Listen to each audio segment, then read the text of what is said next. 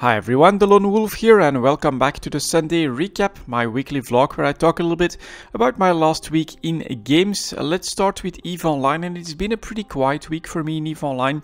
I haven't played that much, but I still did manage to do a couple of small exploration sessions which have been going surprisingly well. I basically found some good combat sites early on which had some really nice drops as well, so I'm still making quite a lot of ISK from exploration.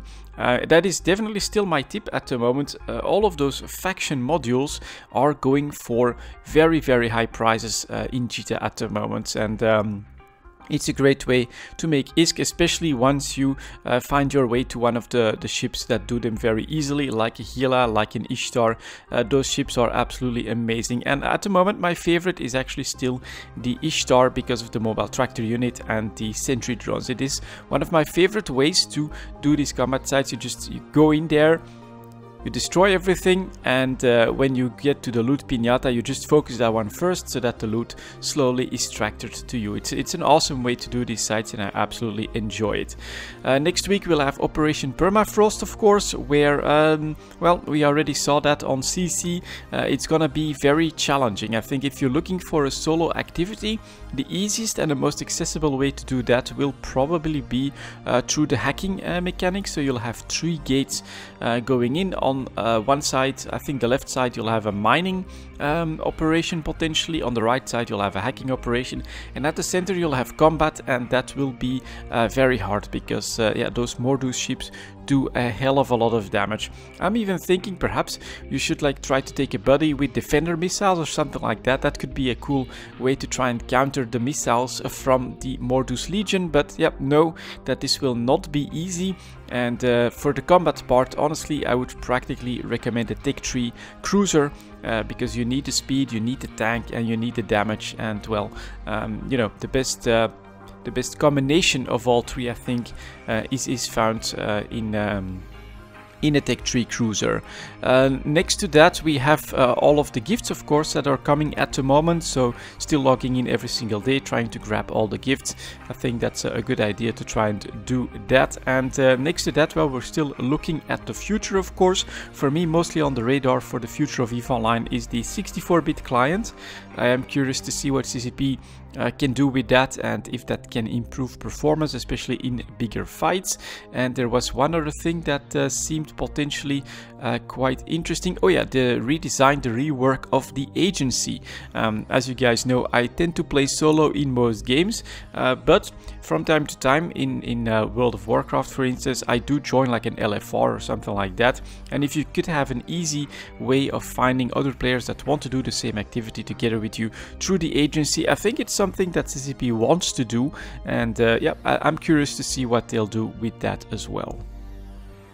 Next up, we have the World of Warcraft, and well, I have to be honest, with patch 8.1 I'm a little bit disappointed at the moment. I have not played a lot of World of Warcraft, and I have not been able to really set myself new goals or anything like that at the moment. So what I'm doing is I'm trying to keep up with the emissaries from time to time, basically just keep that clear for those rewards. You've got these invasions. It's unfortunately a lot more of the same. It gives you a nice little vibe, to be honest. You do have the idea that either the Alliance is attacking with, well, quite some sneaky ways, you know, with the Dark Iron Dwarves and with the Void Elves doing strange things on the continent of the Trolls. And then on the other hand, when you're attacking as the Horde, you do go out there and fight against the Alliance a little bit.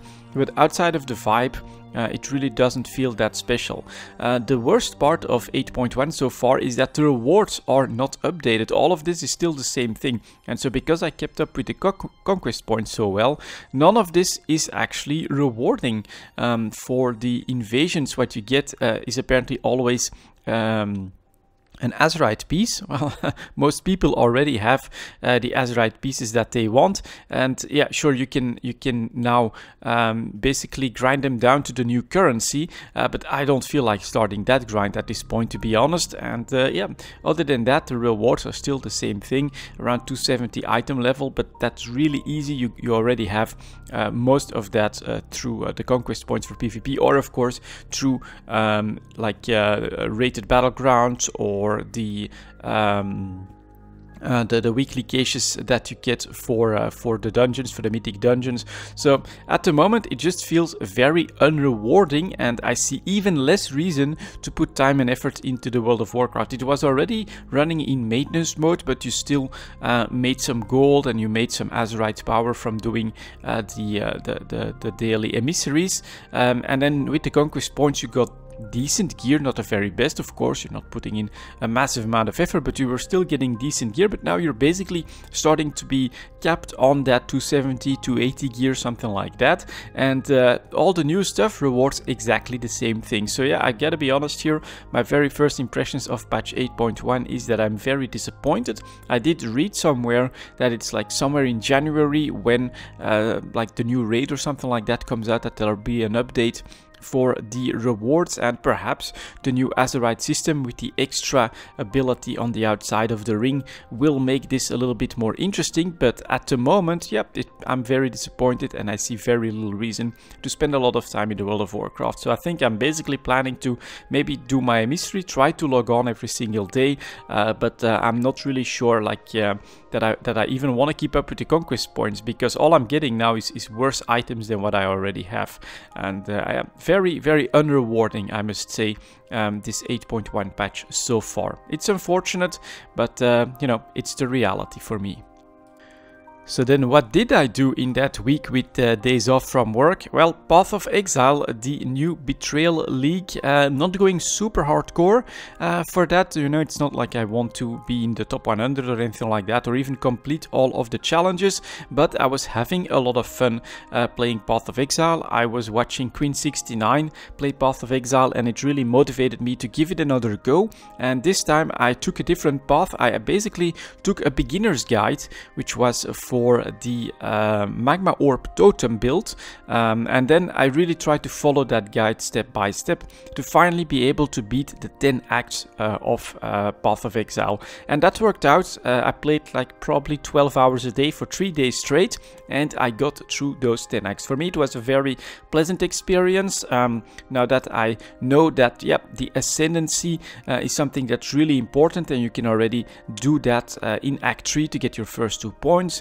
In order to choose your specialization. It's really important, and it's probably one of the major factors why I kept bumping into a wall that I couldn't get past in Path of Exile, just playing through the act. And then of course having a build, having an exact plan on how to use your talent so that you get the most out of the build that you're choosing is super helpful as well.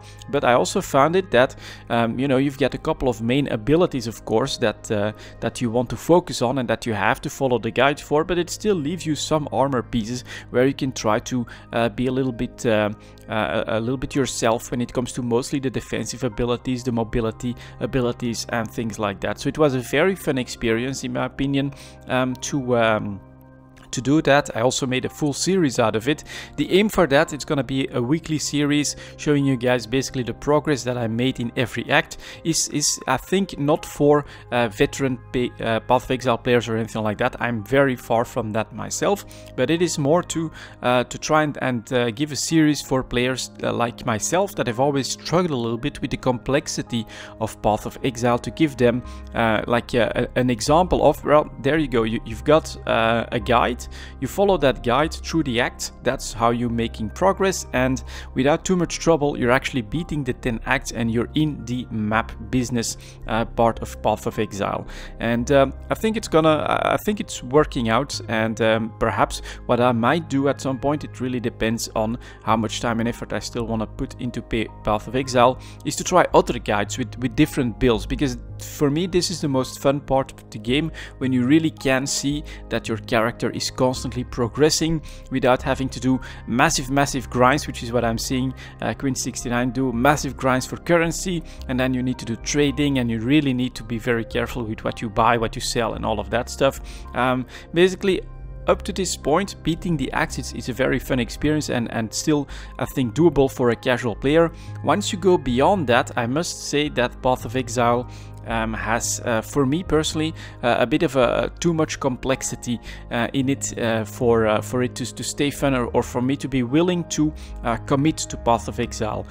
Basically, what it comes down to, in my opinion, is that Path of Exile, you could choose that as your main game, as practically your only game. The way for me, EVE Online is my main game. It's what I want to keep playing for, if possible, the rest of my life. Hopefully it lasts forever, and that is one game where, yeah, I am logging in every day. I am doing stuff in EVE Online. I'm keeping up with what the developers post and all of that stuff. Well, you could do the same thing for Path of Exile. There is enough stuff to do, enough complexity in the game to do that. But it does mean that for people that are looking for a more casual experience, it's very hard to get into that very end game stuff of Path of Exile. Still, I'm really happy that I managed to do those 10 acts, and now if I want to, I have a character ready where I could invest more time into trying to make him better, to defeat higher and higher maps, and to find out about all of the new mechanics. And at least now I have a roadmap.